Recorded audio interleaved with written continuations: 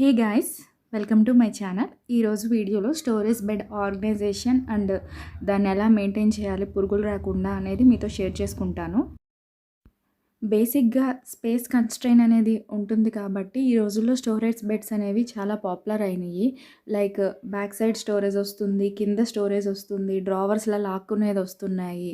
But మనం అనుకున్నంత useful అయితే కాదండి. సఫిషియెంట్ కప్‌బోర్డ్స్ గానీ ఉండుంటే మాత్రం మీరు స్టోరేజ్‌కెళ్ళకండి. ఎందుకంటే బొద్దింకలు అవి పట్టేసి వాటిలి క్లీనింగ్ ఎక్కువవుతుంది. బేసిక్‌గా తెలుగు ఫ్యామిలీస్ అయితే మనం మంచం కింద స్టోర్ చేసుకోవడం అలాంటివైతే మనం కొంచెం తక్కువే చేస్తాము. నేను ఈ 6 ఇయర్స్‌లో నేను ఎక్స్‌పీరియన్స్ చేసిన దాన్ని బట్టయితే మాత్రం నాకు తెలిసి లేదు ఓకే మాకు కావాలి అనే పర్టిక్యులర్‌గా అనుకుంటేనే కొనండి. ఎందుకంటే బెడ్ కింద క్లీన్ చేయడం చాలా కష్టమవుతుంది. టైల్స్ అవి పాడవుతున్నాయి.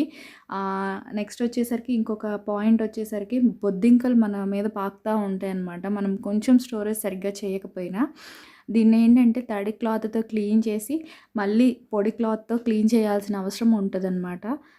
ఖచ్చితంగా 2 క్లీన్ చేసి ఆరబెట్టుకున్నాకే మనం బెడ్ బెడ్ లోపల సామాన్లు ఏమన్నా పెట్టుకోవాల్సొస్తది. అండ్ ఇది ఎనక బ్యాక్ సైడ్ స్టోరేజ్ రావడం వల్ల ఏంటంటే అది మనకొక ఫీట్ ఎక్కువ ఉంటది. సో, ఈ బెడ్ వచ్చేసరికి బెడ్ సైజ్ 7/6 ఆర్ 8/6 అయిపోతది.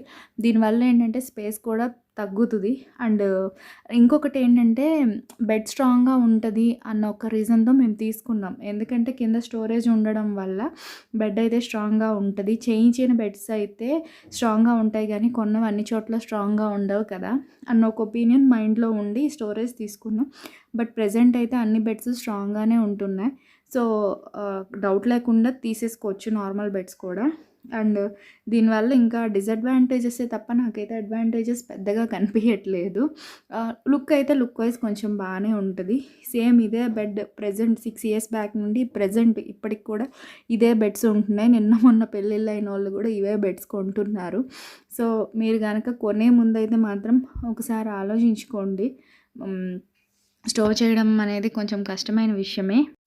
ముందు తడి క్లాత్ తర్వాత పొడి క్లాత్‌తో క్లీన్ చేశాక నాప్థలిన్ బాల్స్ కూడా వేసుకోవాలి. ఎట్లాంటి పేపర్స్ వేసినా కూడా ఆ పేపర్స్ నుండి కొంచెం వేరే రకాల పురుగులన్నీ వస్తున్నాయి. నేమ్స్ అనేవైతే నాకు తెలీదు. సో, కొనే ముందైతే ఖచ్చితంగా ఆలోచించుకోండి. మేము ఇదివరకు స్పేస్ లేని ఇంట్లో ఉన్నప్పుడైతే మాత్రం మాకు చాలా యూజ్ అయింది ఈ బెడ్. మీకు గనుక నా ఈ వీడియో నచ్చినట్లయితే please do like, share and subscribe. Thank you for watching my channel. ఏదైనా చెప్పాలి అనుకుంటే మీ కమెంట్ రూపంలో చెప్పండి. బై.